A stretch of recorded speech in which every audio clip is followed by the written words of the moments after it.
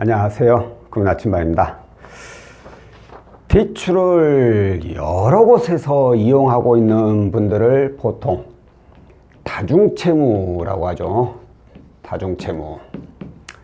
이 다중채무자인 분들의 문제점을 살펴본다면, 일단 대출이 여러 곳에 있으니까 월 납입금이 많습니다. 월 납입금액이 많아요. 그리고 채무가 또 여러 건이다 보니까 신용 점수가 많이 하락을 합니다. 신용 점수에 대해서 얘기를 드리자면, 신용 점수가 하락하는 가장 큰 원인은 연체입니다. 연체. 근데 연체를 제외하고 내가 연체 없이 잘 납부를 하고 있다 라고 했을 경우에 가장 많이 하락하는 요인이 바로 이 다중채무예요. 대출 금액이 많아서 신용 점수가 많이 하락하는 게 아니라 대출 건수가 많아서 많이 하락하는 거예요. 자, 이렇게 납입 금액이 많고 신용 점수가 하락하게 되면 뭐가 문제죠? 바로 생활이 문제가 됩니다. 왜? 납입 금액이 많으니 생활비가 부족할 수밖에 없죠. 이렇게 생활비가 부족하게 되면 다음으로 문제되는 게 또 뭐죠? 추가 대출. 추가로 대출을 받을 확률이 높아져요. 여유가 없으니까 조그마한 것만 툭 하고 터져도 돈이 없으니까 또 대출을 받을 수밖에 없죠. 자, 추가 대출을 또 받게 되면은 또 어떤 문제가 생기느냐? 바로 이 신용점수가 하락해 있잖아요. 하락된 신용점수로 인해서 고금리 대출을 이용하게 되는 거죠. 이자가 점점 더 높아지죠. 고금리 대출을 이용하게 되면은 어떻게 돼요? 다시 또 생활이 힘들어집니다. 생활이 힘들어지면 어떻게 돼요? 또 추가 대출. 이런 악몽 같은 일이 이제 반복이 되는 거예요, 이게. 그러다 결국에는 어떻게 돼요? 뻥 터지는 거죠, 이제. 더 이상 상환할 여력이 없게 되고, 결국에는 개인 회생이나 신용 회복을 알아봐야 됩니다. 그래서 제 영상 보시면 제가 항상 채무를 통합을 하세요. 채무 통합을 해야지 어떤 일이 발생하게 되냐면, 채무 통합. 여기다 적어야겠구나. 통합을 하게 되면은 어떤 일이 발생하냐면, 여기하고 이제 정반대죠. 월 납입 금액이 감소합니다. 납입금. 여러 곳에 있는 대출 하나로 묶어버리기 때문에 납입 금액이 감소하게 되고, 그리고 물론 신용 점수도 올라가게 되죠. 왜? 아까 말씀드렸잖아요. 건수가 줄어들잖아요. 건수가 줄어들면 신용 점수가 올라가게 돼요. 그러면 월 납입 금액이 적으니까 생활이 여유가 생기죠. 생활이 여유가 생기고, 생활이 여유가 생기게 되면은 추가 대출을 받을 확률이 낮아집니다. 왜? 여유가 있으니까. 조그마한 거 뻥 터져봤자 그래, 이걸로 메꾸면 되지. 이렇게 상황이 완전히 정반대로 흘러가게 돼요. 그래서 제가 항상 영상에 고객님들께 채무 통합을 꼭 하셔야 됩니다 라고 말씀을 드렸는데, 제가 오늘 이 말씀드린 채무 통합 상품은 이금융인 캐피탈 또는 저축은행의 상품이에요. 저축은행. 1금융권에는 채무 통합이라는 상품 자체가 없습니다. 시중은행에는.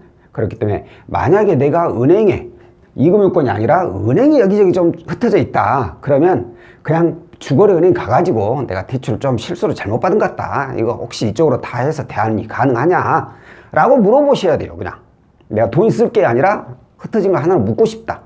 그래서 해당 은행에서 가능하다고 나온다면은 그걸 이용하게 하면 되고, 안 된다고 하면 어쩔 수 없죠. 은행은 그냥 그대로 이용하시고, 제가 오늘 말씀드린 이 채무 통합 상품은 금융사가 어디냐?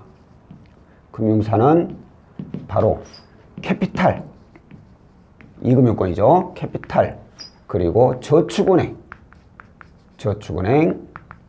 그리고 카드론, 그리고 현금 서비스, 그리고 대부업. 다들 이자가 높잖아요. 얘네들을 말하는 거예요.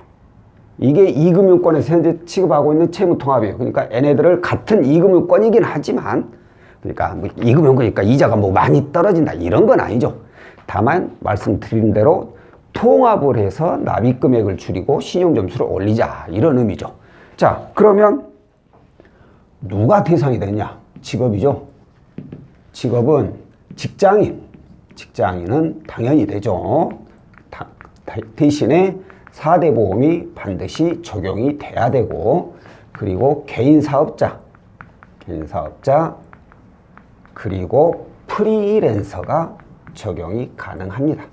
물론 뭐 여기에는 여러 가지 또 내용이 있겠지만 일단 기본적인 직업이 이렇고,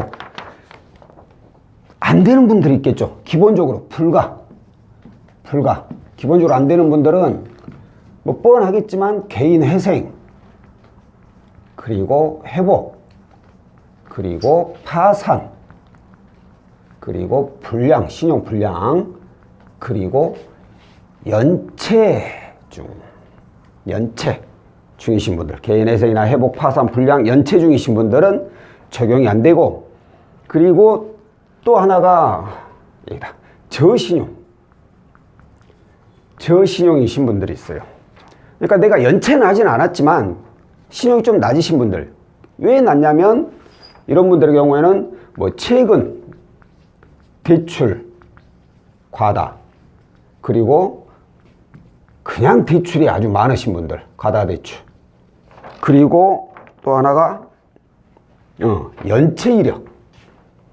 이 연체 이력의 경우에는 보통 1년 이내 최근 연체 이력이 있는 분들이 그 이전에 뭐 있다가 하더라도 낮을 수도 있겠지만 최근 1년 이내 연체 이력이 있는 분들은 또 저신용에 속하는 경우가 많습니다. 근데 이 저신용인 경우에는 특별히 기준을 딱 정하기 어려워요. 제가 이렇게 말씀을 드렸지만 이게 그럼 어느 정도 최근 대출이고 어느 정도 가다 대출이냐 뭐 이렇게 물어보실 수 있기 때문에 이건 채무자분의 상황을 보고 나서 저희들이 판단할 수 있기 때문에 이 저신용에 속하신 분들은 저와 같은 상담사들하고 상담을 통해 가지고 가능 여부를 체크를 해 보시면 되고, 그 외에 회생, 회복, 파산, 불량, 연체 중임은 그냥 안 된다 라고 생각을 하시면 됩니다. 자, 이 외에 뭐 자격 조건을 또 살펴본다면 여러 가지가 있겠지만 그 외에 자격 조건은 사실 딱 뭔가 기준을 잡기보다는 애매모호한 내용들이 많기 때문에 상담사들하고 상담을 해가지고 가능 여부를 확인을 해 보시면 될 것 같고요. 자, 오늘은 채무통합에 대해서 안내를 해드렸고, 채무통합을 안 하게 될 경우에 어떤 문제점이 발생하는지, 그리고 반대로 채무통합을 했을 경우에는 어떠한 장점들이 있는지, 그리고 또 하나 간략한 자격 조건에 대해서 안내를 해드렸고요. 다음번에 또 다른 내용으로 찾아뵙도록 하겠습니다. 고맙습니다.